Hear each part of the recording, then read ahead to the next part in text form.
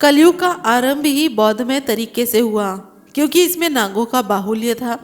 जब बुद्ध धर्म लोक संप्रदाय के रूप में खड़ा हुआ तो उसने नाग संप्रदाय को मनोसात करने की चेष्टा की। उसने नागों से किसी न किसी तरह का संबंध स्थापित कर लिया। इस प्रकार नागों यानी नागवंशी मानवों का बुद्ध धर्म से घनिष्ठ संबंध हो गया। यह धर्म इंद्रप्रस्थ यानी कि दिल्ली में तथा आसपास के क्षेत्र गुजरात, श्रृंगवेरपुर, मध्य प्रदेश में नाग जनता के हृदयों में अपना स्थान बना चुका था। इसी कारण महाराजा तक्षक और वासुकी ने इसे राजधर्म बनाया था। जय भीम, नमो बुद्धाय।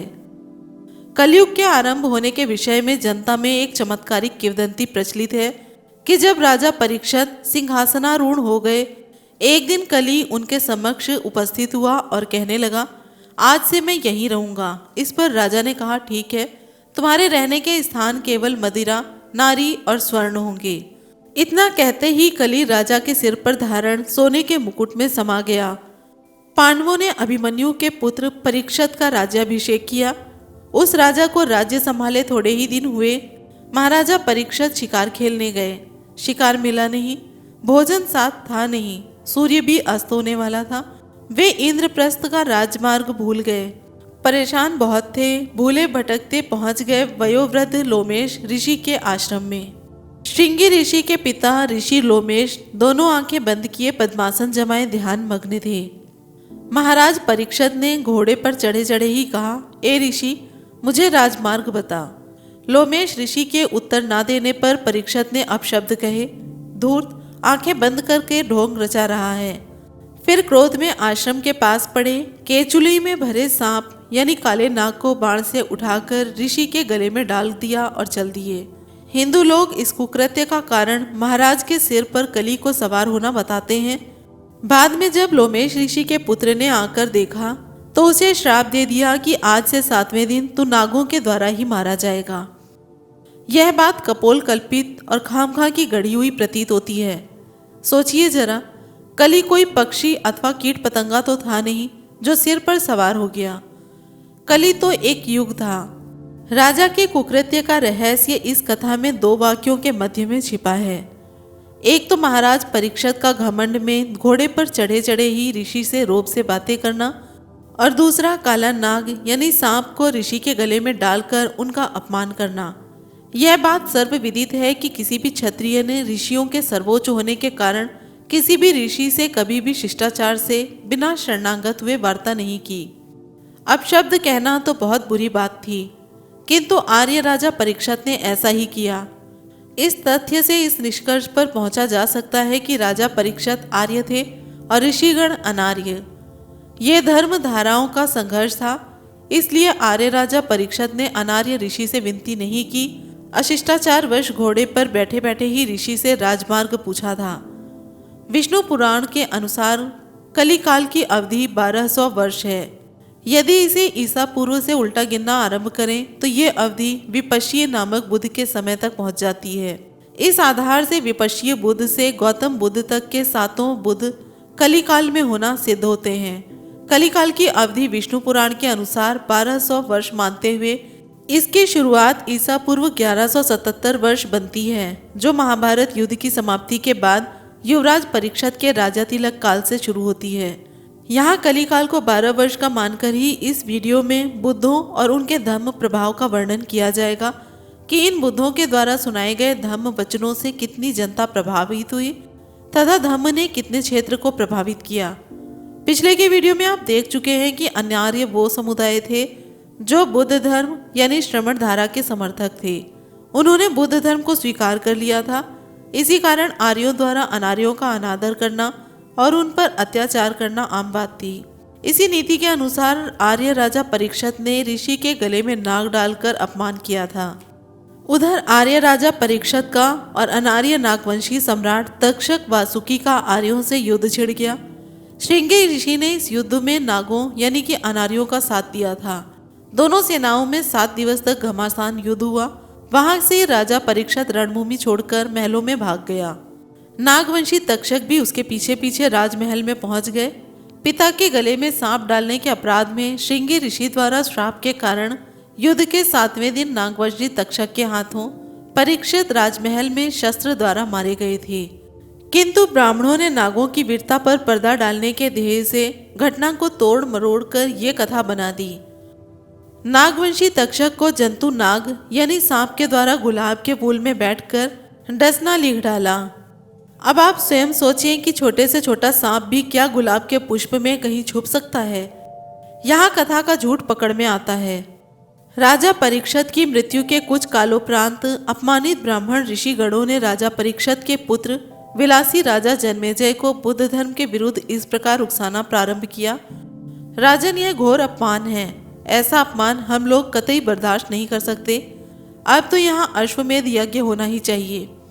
अश्वमेध यज्ञ के सजे सजाए अश्व को महाराज तक्षक पकड़े या ना पकड़े, तक्षशिला राज्य की सीमा प्रारंभ होते ही पूर्व से पश्चिम तक के सभी गांवों में क्रमशः आग लगा दी जाए। नागों, द्रविड़ों, आदिवासियों यानी कि बौद्धों में से जो भी आगे आए उन्हें कत्ल कर दिया जाए। महाराज परीक्षित की मृत्यु का पाई पाई पैसा पैसा बदला इन नागों से इस आसान ढंग से चुका लिया जाए। महाभारत में इस यज्ञ नाग यज्ञ का वर्णन है। इसमें नाग संप्रदाय के गांवों को आग लगाकर भस्म कर दिया जाता है। यज्ञ की आहुति में इन्हीं नाग मानवों को ही स्वाहा किया गया था। शायद ऐसा नरसंहार इतिहास में कभी भी नहीं हुआ। नाग संप्रदाय को असुर में गिना जाता था। इनकी संस्कृति आर्यों से भिन्न थी।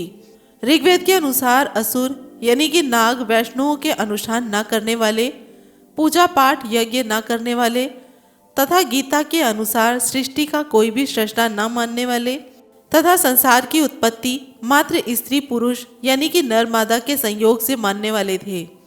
असुरों को अनार्य भी कहा जाता है। मनु के अनुसार चातुर्वर्ण्य सिद्धांत में आस्था न रखने वाले ही अनार्य जन थे। इन तथ्यों के आधार पर यह भी निष्कर्ष प्राप्त होता है कि नागवंशी लोग अनार्य असुर बौद्ध ही थे। महाभारत का यह नाग यज्ञ यानी नाग विध्वंस बौद्धों का ही विनाश यज्ञ था। गंगा के मैदान में जितने भी उत्खनन कार्य हुए हैं उनसे स्पष्ट हो चुका है कि अमरी में पाषाण युगीन मानवों और ईरान के पठार से कृषि का विकास हुआ।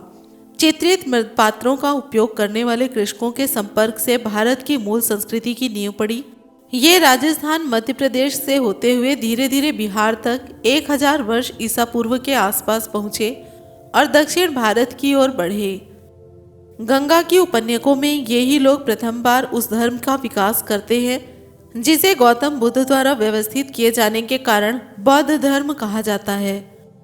इस आधार से ये कह सकते हैं कि ईसा पूर्व 3000 वर्ष से 1000 वर्ष ईसा पूर्व तक गौतम बुद्ध से पूर्व कई बुद्ध हुए हैं। इस संबंध में बौद्ध ग्रंथ दीर्घ निकाय में गौतम बुद्ध के पूर्ववर्ती बुद्धों शिखी, फिशभू, क्रुकुछंद, कनक मुनि, कश्यप तथा गौतम बुद्ध का वर्णन उपलब्ध है। पहले बात करेंगे शिखी बुद्ध के बारे में। ये 23वें बुद्ध थे। इनका जन्म अमरावती नगरी के राजा अरुण के महल में माता प्रभावती के गर्भ से हुआ। इनके शरीर की लंबाई 5 फुट 10 इंच थी। त्वचा का रंग स्वर्णमय था। इनकी पत्नी का नाम सर्वकामा था, जिसे अतुल नाम का एक पुत्र था। ये भी वही 4 निमित्तों को देखकर हस्ती राज पर आरूढ़ होकर गृह त्याग कर प्रवजित हुए। इन्होंने पुंडरीक यानी श्वेत कमल के पास सतत रहकर साधना की और ये 8 माह में बुद्ध हो गए। लोकनायक शिखी बुद्ध ने मृगदाव वन में धर्मचक्र प्रवर्तन किया। क्षेमंकर इनके प्रधान परिचारक थे। अभिभू और स्वयंभू नाम के भिक्षु इनके प्रधान शिष्य और सकिला और पद्मा इनकी प्रधान शिष्या बनी। श्री बुद्ध और नंद इनके प्रधान उपासक तथा चित्रा और सुगुप्ता प्रधान शिष्या कहलाई। इनके 3 भिक्षु समागम संगति हुए। अपने उपदेशों से बहुजनों को भव मुक्त करके अश्वाराम विहार में परिनिर्वाण को प्राप्त हुए। वहीं इनकी स्मृति में एक स्तूप निर्मित किया गया। अब बात करेंगे विश्वभू बुद्ध के बारे में। विश्वभू बुद्ध श्रमण परंपरा के 24वें बुद्ध हुए। इनका जन्म अनोम नगर में हुआ। इनके पिता सुप्रतीत और माता यशस्वी थी। इनकी पत्नी का नाम सुचित्रा था। इनकी ऊंचाई 5 फुट थी। शरीर का रंग सुनहरे आकार का और समतुल्य था। इन्हें भी वे ही 4 निमित्त देखने के बाद विरक्ति हुई और पालकी में आरूढ़ होकर गृह त्याग करके प्रव्रजित हुए। इन्होंने महाशाल वृक्ष के नीचे समाधिस्थ होकर 6 माह तक साधना की और बुद्ध पद प्राप्त किया। इन पुरुषोत्तम ने अरुणाराम विहार में धर्मचक्र प्रवर्तन किया। इनका प्रधान उपस्थानक उपशांत नामक भिक्षु था। श्रोण और उत्तर नाम के भिक्षु इनके प्रधान शिष्य, रामा और समाला नाम की 2 भिक्षुनियां इनकी प्रधान शिष्या थीं। स्वास्तिक और रम्य इनके 2 प्रधान उपासक तथा गौतमी और सिरिमा प्रधान उपासिकाएं बनी। इनका परिनिर्वाण क्षेमा आराम विहार में हुआ। वहीं से उनके धातु अवशेष लेकर उन पर कई स्तूपों का निर्माण किया गया। इन दोनों बुद्धों का अस्तित्व कलयुग की नाग संस्कृति से संबंधित था। इससे शिखी बुद्ध और विश्वभू बुद्ध की ऐतिहासिक प्रामाणिकता सिद्ध हो चुकी है। भारत के मध्य प्रदेश स्थित रीवा के पठार पर भरहुत ग्राम में एक विशाल स्तूप के अवशेष पुरातत्व विभाग ने ढूंढ निकाले हैं, जहां शिखी बुद्ध और विश्वभू बुद्ध के आसन और बोधि वृक्षों सहित पूजन दृश्य वहां के पत्थरों पर उत्कीर्ण हैं। अब बात करेंगे क्रुकुछंद बुद्ध के बारे में। क्रुकुछंद बुद्ध 25वें बुद्ध थे। इनकी जन्मस्थली क्षेमवती नगरी थी। इनके पिता का नाम अग्निदत्त था और जननी का नाम विशाखा। इन बुद्ध की शरीर की ऊंचाई 3 फुट 4 इंच थी। इनकी पत्नी रोचिनी नाम की थी। इन्होंने भी चारों निमित्त देखकर रथ पर सवार होकर वन को प्रस्थान किया और फिर प्रवज्जित हुए। शीरीष वृक्ष के नीचे 8 मास तक कठोर साधना करके बुद्धत्व पद को प्राप्त किया। उसके बाद इन्होंने मृगदाव वन में धर्मचक्र प्रवर्तन किया। जिन मानव देव और यक्षों को 4 आर्य सत्यों का उपदेश देकर इन्होंने उद्धार किया, उनकी गणना असंख्य है। बुद्धिजन नामक भिक्षु इनका प्रधान परिचारक था। विदुर और संजीव इनके प्रधान शिष्य तथा श्यामा और चंपा भिक्षुनी इनकी प्रधान शिष्या रही। अच्युत और सुमन इनके प्रमुख उपासक तथा नंदा और सुनंदा इनकी प्रमुख उपासिकाएं थी। इनके समय में मात्र एक ही भिक्षु समागम हुआ। इस प्रकार बहुजनों को भव मुक्ति का पद प्रदान करके क्षेमाराम विहार में परिनिर्वाण को प्राप्त हुए। वहीं इनकी स्मृति में एक स्तूप भी निर्मित कराया गया। ये स्तूप वही है जिसे चीनी यात्री पाहियान ने 399 ईस्वी में देखा था। जब इस चीनी यात्री ने भारत भ्रमण किया, उसे श्रावस्ती नगर से दक्षिण पश्चिम में लगभग 12 योजन की दूरी पर नपिकिया गांव मिला, जो क्रुकुछंद बुद्ध की जन्मस्थली माना जाता था। यही उनके परिनिर्वाण स्थल पर बना स्तूप भी था। यह क्रुकुछंद बुद्ध का स्तूप आज भी निकलीवा कपिलवस्तु में देखा जा सकता है। क्रुकुछंद व शिखी बुद्ध के पूजन दृश्य एक साथ भरूत स्तूप यानी मध्य प्रदेश में मिले हैं। सम्राट अशोक की मृत्यु के लगभग 1000 वर्ष बाद 7वीं सदी में भारत आए चीनी यात्री ह्वेनसांग ने सम्राट अशोक द्वारा जीर्णोद्धारित स्तूपों को देखा था। क्रुकुछंद और कोणागमन बुद्ध के स्तूप विकृत रूप में गौतम बुद्ध के समय विद्यमान थे। इस आधार पर कहा जा सकता है कि गौतम बुद्ध ने उन्हीं बुद्धों द्वारा प्रचारित उपदेशों को अधिक वैज्ञानिक, व्यवस्थित और विस्तृत करके प्रस्तुत किया था। अब बात करेंगे कोणागमन यानी कनक मुनि के बारे में। ये 26वें बुद्ध थे। शोभराज की राजधानी शोभावती नगरी कोणागमन बुद्ध की जन्मस्थली थी। इनकी माता उत्तरा और पिता यज्ञदत्त थे। रुचि गात्रा नाम की कन्या से इनका विवाह हुआ और उससे एक पुत्र उत्पन्न हुआ जिसका नाम सार्थवाह रखा गया। इनके कद की लंबाई 2 फीट 6 इंच थी। 10 पारमिताएं पार करके और चारों निमित्त को देखकर ही इन्होंने हाथी पर आरूढ़ होकर गृह त्याग किया। प्रवज्ञा लेने के बाद गुलर के वृक्ष के नीचे 6 माह तक साधना करने के उपरांत ये बुद्ध हो गए। इन्होंने भी मृगदाव वन में धर्मचक्र प्रवर्तन किया। देवपुर में जाकर इन्होंने पांडु कंबल शिला पर अभिधम पिटक के 7 ग्रंथों का उपदेश किया।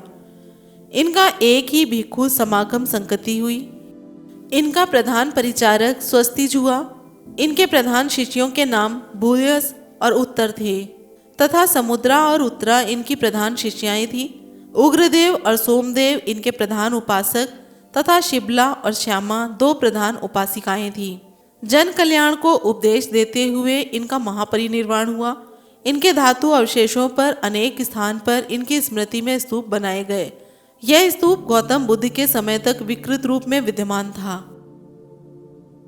यह स्तूप 4वीं सदी में भारत आए चीनी यात्री पाहियान को भ्रमण के समय मिला था, जब वे श्रावस्ती से 12 योजन दूर नपिकिया गांव, जो कि क्रुकुछंद बुद्ध के जन्मस्थली है, वहां से उत्तर दिशा की ओर चला।